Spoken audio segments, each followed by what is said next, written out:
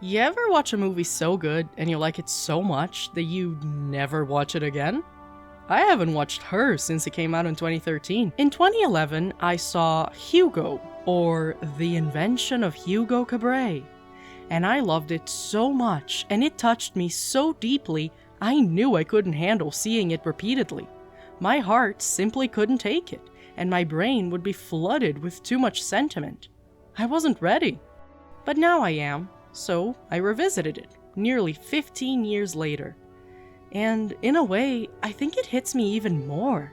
Not because the movie itself is any different, but because I am. In the sense that I am finally able to say why it's so good. Not that this is a controversial opinion, it did win a bunch of awards. But it also was kind of a financial disappointment, making enough money to cover the production costs, but not the marketing budget. And I think I'm part of the problem because I didn't see it in theaters. I watched it at home with my dad, who acquired a copy through... well, let's just say he got a copy. Although now? Man, I wish I had seen it in theaters. It is a spectacle for the eyes, and for the soul. You know how people say AI-generated images usually go for a contrast between blue and orange because that's what the movies they were trained on did? Hugo Cabret mastered that technique. We are all walking in his extremely iconic shoes. I have to talk about it. You have to experience it. And now, my friends, I address you all tonight as you truly are. Wizards, mermaids, travelers, adventurers, magicians. Come and dream with me. I want to talk about the invention of Hugo Cabret. Okay, so this movie is really good. It's a movie about movies. I mean, it's a movie about memory. Or rather, dreams. Or, to be fair, stories. Or, art. Or, actually, it's all of that. All at once, at all times. The titular Hugo is a boy who lives in a train station in Paris. And when I say in, I really mean in. He lives inside the walls, sneaking through tunnels and secret openings, operating the clocks while no one is watching. He used to live with his father, but he died in a fiery explosion, so his clock mechanic uncle took him in, but then disappeared somewhere drinking himself to death, so Hugo just kept on working, day after day, gear after gear, keeping the timepieces alive. To Hugo, life is like a movie. He doesn't really partake in it as much as he just watches it. He admires life from secret windows, like watching stories unfold through a screen. It has recurring characters and developing plots and even an antagonist in the form of a station inspector who terrorizes him. But aside from snooping through windows and fixing clocks, Hugo has a mission. He wants to fix this old automaton his dad found abandoned in a museum. This is no easy task. To get the parts, he has to steal them from this toy maker who is catching on to what he is doing. Aside from that, there is the matter of the key. To make the machine actually work, you need the most specific key in the universe, forged in the shape of a heart. The automaton is important to Hugo because it feels like a last fleeting connection to his deceased father, as we can gather from this flashback. As Hugo reminisces, the lights behind him flicker like a film projector, and we are soon presented with the movie of his memory. For this film, movies and memory are one and the same. You live it, you make it, you play it and replay it. Movies both preserve memory, like in the flashback, and they make memories. Hugo shares some particularly fond memories of his father and the movies. They used to go to the movies together, and Hugo's dad has always been fascinated by film. He tells his son all about the movies he's seen, such as one where a rocket flies into the eye of the man in the moon. The father claims movies are like watching his dreams during the daytime, because films, it turns out, are also like dreams, but more on that later. Hugo eventually meets Isabel, a girl with the key he needs to bring the automaton to life. As the gears start to turn and the mechanical arm starts to move, the contraption sketches out a mystifying picture.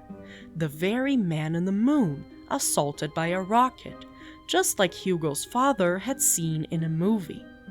Art, as you can see, is also like memory. The art of the movies keeps Hugo's dad alive in his heart, and the art created by the automaton brings this memory to life.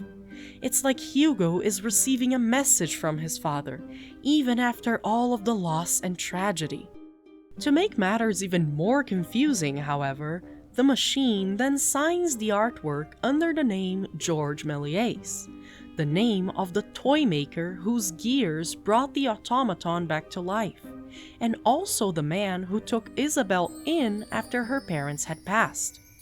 Hugo's story seems to be linked to Isabel's, but neither of them can tell why. As the kids investigate the story behind the machine and the man who made it, they learn the truth about the toy maker. George Melier was once a proficient filmmaker, creating over 500 movies. However, when the Great War came, his studio went bankrupt, and in a fit of heartbroken rage, he burned down all of his sets and costumes. He had to sell the last remaining copies of his movies just to keep him and his wife afloat. And the film was melted down into nothing but chemicals, later shaped into frivolous high heels. Remembering this is terribly painful, so he locked away the drawings, abandoned the automaton, and never dares to talk about his past. No movies means no memories, no stories, no dreams, no life. This is not only sad, but ultimately rather foolish. You can't simply eliminate art from your life, because they are one and the same. And art is what keeps us all connected. The movies George made inspired Hugo's dad, and the dad's love for movies brought him and his son closer, and later caused Hugo and Isabel to bond too. The drawings created by the automaton brought the kids to George, and even though he tried to lock away his memories, they burst out of their prison, animated by something almost akin to magic. Memories, movies, art, history, stories, it's all the same, and it's all inescapable, because to live is to be connected to all of that, and to everyone around you. The version of reality crafted by this movie seems almost unreal, as though you're dreaming. That is because the line between dreams and real life is blurred by the very existence of movies. The filmmaker describes his art as though they were creating dreams, not movies. George was inspired by a film of a train rushing towards the audience, and later Hugo dreams of the same thing. Hugo's dream train smashes out of the station, and so do the trains in George's films. Hugo and Isabel watch as a man dangles off the hands of a clock, and later Hugo has to do the same in order to escape the inspector. All of this culminates into a climactic sequence where, just like in the movies, and just like in his dreams, the train really does rush towards Hugo, who is stuck on the train tracks. Dreams become reality. Reality is like a dream, all connected by art, by movies, by memory, and by life. And by machines. Oh, you thought this was a normal video essay. You thought this was a nice little video about films and memories and such. You are like a little baby. Welcome, friends, to the inherent sexiness, the inherent humanness of the machine. The movie actually opens with this thesis statement. The first thing you see is what looks like the inner workings of a clock, but then the image melts and shifts, and you realize you are looking at a city. Within the dreamlike reality of this film, the world is a machine. What kicks off the plot is Hugo stealing gears from a toy maker because he wants to fix a machine. Hugo also spends his days repairing the clocks so that they never stop working, thus establishing him as the person who fixes things. A sort of doctor of the automaton, the machine heart surgeon. As Isabelle admires the very contraption Hugo is trying to fix, she muses that it looks sad. Hugo then says maybe it looks that way because it's just waiting to work again. You see, for a machine, there is nothing worse than being dysfunctional. Machines have a purpose, and when they can work for that purpose, all is well. But once they break, they can no longer function, and their very existence seems meaningless. Hugo himself often feels like a broken machine, because he doesn't know what his purpose is. The death of his father left a hole in his chest, one he is desperately trying to fill. His obsession with the automaton stems from the belief that, if Hugo can fix it, it might bring him a message from his father. By fixing the machine, he can fix himself. Isabelle can relate to that idea because her parents are also gone, and she has yet to find a purpose in life. What initially draws her to Hugo is the feeling that, if she sticks by him, she might live through an adventure inspiring enough to give her a sense of direction. However, the concept of the broken human machine is perhaps best illustrated by the inspector who chases after Hugo. He has an injury in his leg that has been fixed up with a metal brace, but the gears creak and get stuck, and he never feels fully functional. The inspector thinks he has a purpose, which is chasing down orphans, but the satisfaction that these captures bring seems fleeting. His secret and perhaps truest desire is courting the flower lady who works near the station cafe.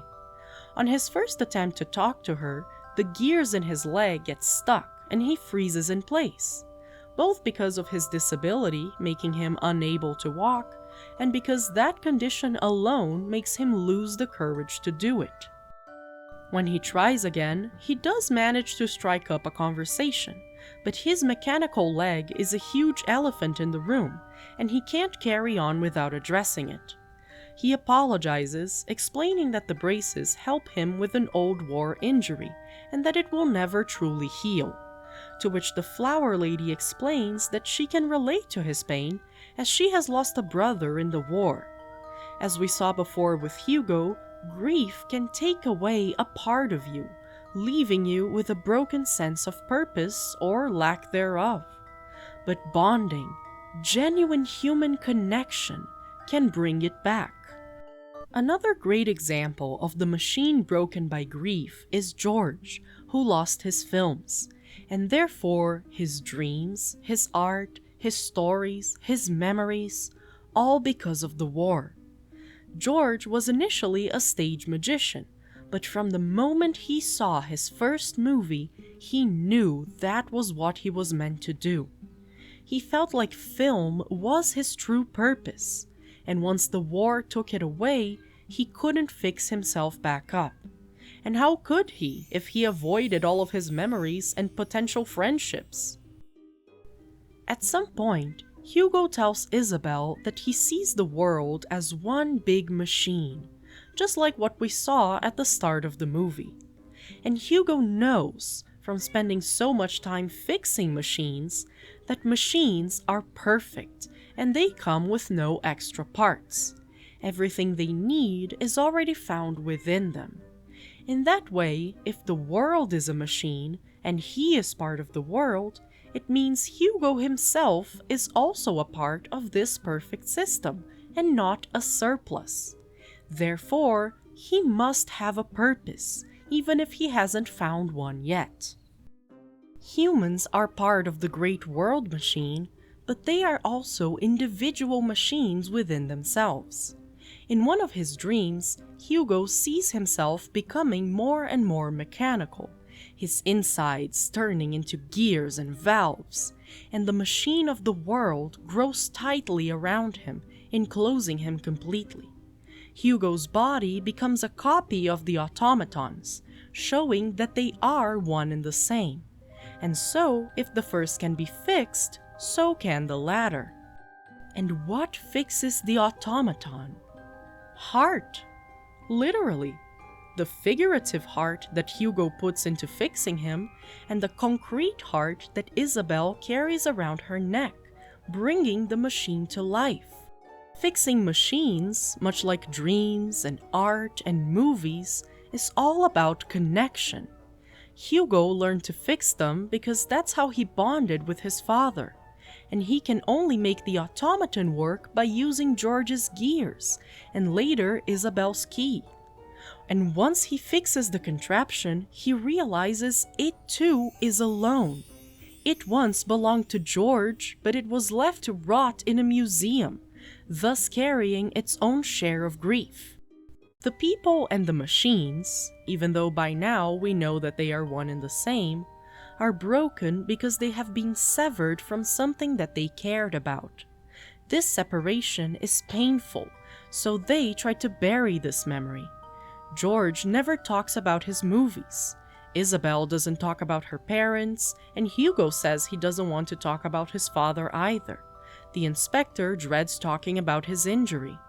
But once these characters open up and address the problems that they've been hiding, they feel much lighter and end up becoming closer. The inspector bonds with the flower lady over their shared grief. As Hugo brings forth the memory of his father, he is reminded of his own love for art. And George, the one who most fiercely hides his past, only truly comes to life when he talks about his studio and the hundreds of dreams they had created. A machine without a purpose is undoubtedly sad, but it's not an irreversible tragedy. Purpose can be lost, but it's never gone forever. Just put on hold for now while you get your gears fixed. One can always find happiness again, and once more, the movie states that the best way to achieve this is through bonding. The inspector and the flower lady end up together. Hugo finds a family by being adopted by George. Isabel writes the story of this adventure so that it can be preserved, because stories are memory, are movies, our dreams, our bonding, our life. The other day, my friend asked me if she could come to my house, because I was the only person she could think of that probably still had a VHS player. And she was right, because I never let my dad throw it away, so I just kept it over the years. She wanted to go through some old family movies to see which ones she wanted to digitize. And that made me think of my own family movies and whatever happened to them. It made me think of my grandfather's home movies, saved on film and not magnetic tape, and how I'd never really seen them. It made me think of the movie we made when I was in 4th grade, and how I can't watch it again because the disc it was saved on became corrupted with age. I thought about the movies that nearly became lost but were mercifully recovered, and I thought about the ones that weren't so lucky. It made me think of the era when streaming already existed, but we didn't want to pay for it. My dad would always find some new movie for us, and we would watch it at home together. Moonrise Kingdom, Pacific Rim, Her, Inception, Hugo. I think I miss that. I don't watch nearly as many movies as someone with a channel like mine should watch. We do pay for streaming now, and I think about how we don't really own movies anymore. If Netflix decides that a film is no longer a part of their catalog, it disappears without a trace. I pay for several separate streaming services, and I couldn't watch Hugo on any of them. I had to rely on people who had saved a copy, and now I am one of those people too. The movie ends with the revelation that, even though people thought all George Melier's movies were lost for good, a search team was put together, and by contacting private collectors and searching through scattered archives, they had been able to recover about 80 of those movies. They were only preserved because people had held on to their copies, even as the world told them they should have no reason to keep them, even as the war and time and loss nearly erased them for good. George introduces himself and thanks Hugo for fixing him, and the community for finding his films again. He addresses the audience as wizards, mermaids, travelers, adventurers, and magicians. He dons a hat and a cigar and merges seamlessly into the version of himself in the silver screen, reclaiming the spot that had always belonged to him. Because life is art, is dreams, is memory, is films, is connection, is machines, is humans, is heart.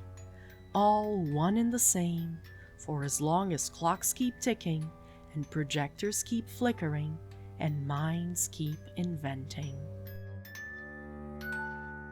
Thank you for watching. Well, hello there. It was very nice of you to watch this video. Special thanks to my beautiful patrons for making videos like these possible. You guys are the heart-shaped keys that get my gears to work. If you have enjoyed the video, you can also help me out by clicking the like button, subscribing to the channel, and clicking the notification bell too. You can also follow me on a bunch of different places, such as Blue Sky, the website formerly known as Twitter, and my second channel. The link to all of those things will be in the description. Share this video with your friends if you're feeling extra generous.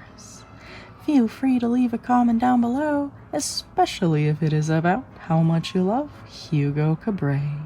And if you've listened this far, comment a robot emoji.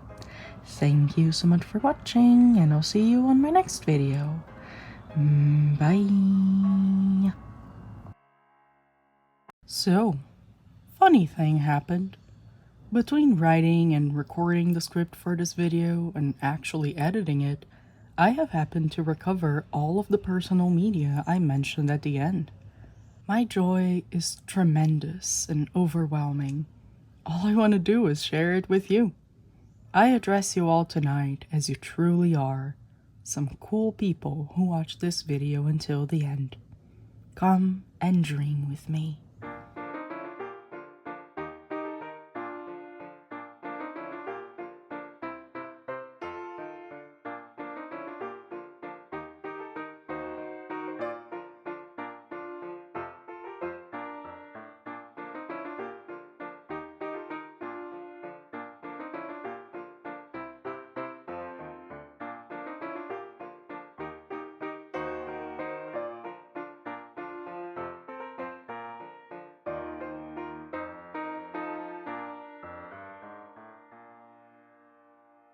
Age of Empires.